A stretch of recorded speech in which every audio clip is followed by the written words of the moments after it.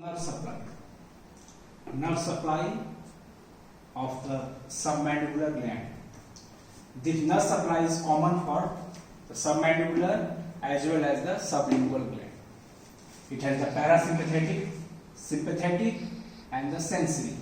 The parasympathetic fibers, they are the secretomotor fibers. They are the secretomotor fibers.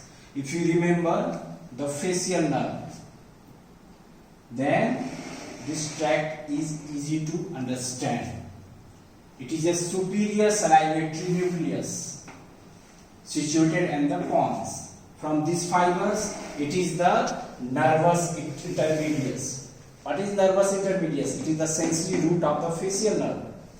Then the fibers arrive the facial nerve. From the facial nerve, it is a branch of the facial nerve, that is the chorda tympani. That is the chorda tympani. This chorda tympani nerve joins with the lingual nerve and gives her fibers to the lingual nerve. Now this lingual nerve relay the fibers in the submandibular ganglion. Submandibular ganglion. This submandibular ganglion, it is hanged by this lingual nerve on the hyoglossus by the two root, posterior and the anterior root. So these are the preganglionic fibers from the superior salivatory nucleus to the submandibular ganglion. From the submandibular ganglion, there are the several small branches, and that small branches ultimately supply the deep part of the submandibular gland. So this is the pattern of the secretomotor fibers, how we arrive from the superior salivatory nucleus to the submandibular gland. Some of the fibers again re-enters through the anterior root, runs through the lingual nerve and ultimately again supply the sublingual salivary gland. So both glands, it is the submandibular and the sublingual, the secretomotor pathway comes through this facial nerve and they arrive the gland through this lingual nerve, either submandibular or the sublingual salivary gland.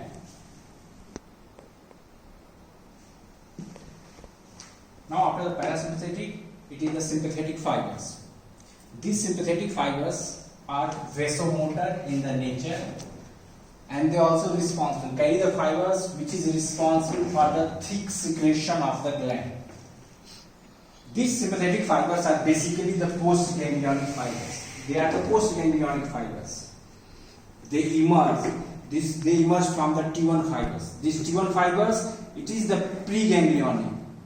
It relates to the superior cervical sympathetic ganglion, then emerge, and it is the postganglionic fibers. They hooks around the facial artery, form the plexus around the facial artery. Then they pass through the submandibular ganglion without relay and supply this submandibular gland. Some fibers runs along with this lingual nerve and also supply the sublingual salivary gland. So basically these fibers arise from the superior cervical sympathetic ganglion. They are the postganglionic fibers and they are responsible for the vasomotor and the thick secretion of the submandibular gland. Now the last, it is the sensory supply.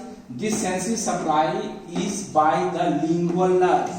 We supply the sensory branches to the submandibular as well as the sublingual gland. Now the arterial supply, venous supply and the lymphatic drainage of this submandibular gland. The submandibular gland is supplied by the branches of the lingual artery as well as the branches of the facial artery. The branches of the two arteries supply the submandibular gland. Venous supply, it drains into the lingual vein and common facial vein. Common facial vein that is related with the inferior surface of the submandibular gland. Lymphatics, as you know, it is the submandibular group of the lymph node.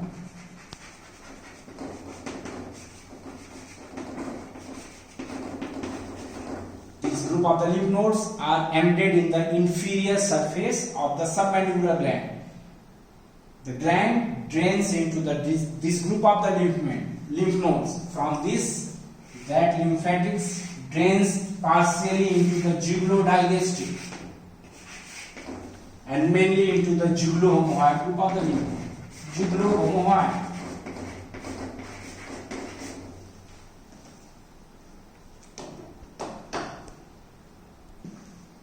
Now, a small discussion on the sublingual salivary gland. The sublingual salivary gland is the smallest major salivary gland amongst the three major salivary glands. Parotid, then submandibular, then comes the sublingual gland. The sublingual gland is almond shaped. Weight, it is about 3 to 5 grams of each sublingual gland. It is paired. Then it lies in the sublingual fossa of the mandible, where this gland lodges. Now, important relations. Superiorly, this sublingual gland is related with the mucous membrane lining the floor of the mouth. Means it is related with the floor of the mouth superiorly, and they form the folding in the mucous membrane of the mouth, that is the sublingual fold. Sublingual fold. This fold is the fold of the mucous membrane, and this is due to the presence of the sublingual gland. Inferiorly, it is related with the mylohyoid muscles. This gland is situated above the mylohyoid muscles. Now, anteriorly, it is related with the symphysis mentae.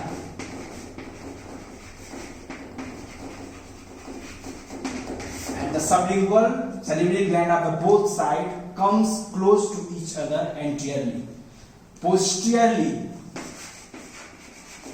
it is related with the D part of the submandibular gland. It is the D part of submandibular gland. Posteriorly related. Now, laterally, this gland lodges in the sublingual fossa. Means laterally it is the bone, mandible, and medially it is related with the genioglossus.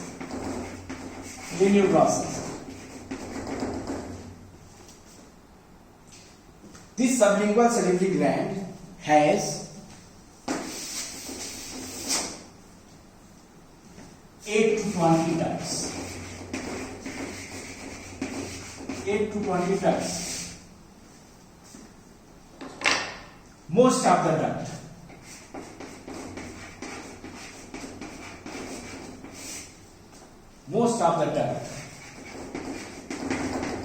opens into the sublingual fold, summit of the sublingual fold. On the floor of the mouth, major of the ducts that are of the posterior part directly opens into the sublingual fold, and this duct, that is the duct of Rivinus, that directly opens on the floor of the mouth, on the sublingual fold. That opens, the submandibular duct opens on the sublingual papilla. Now the ducts of the anterior part.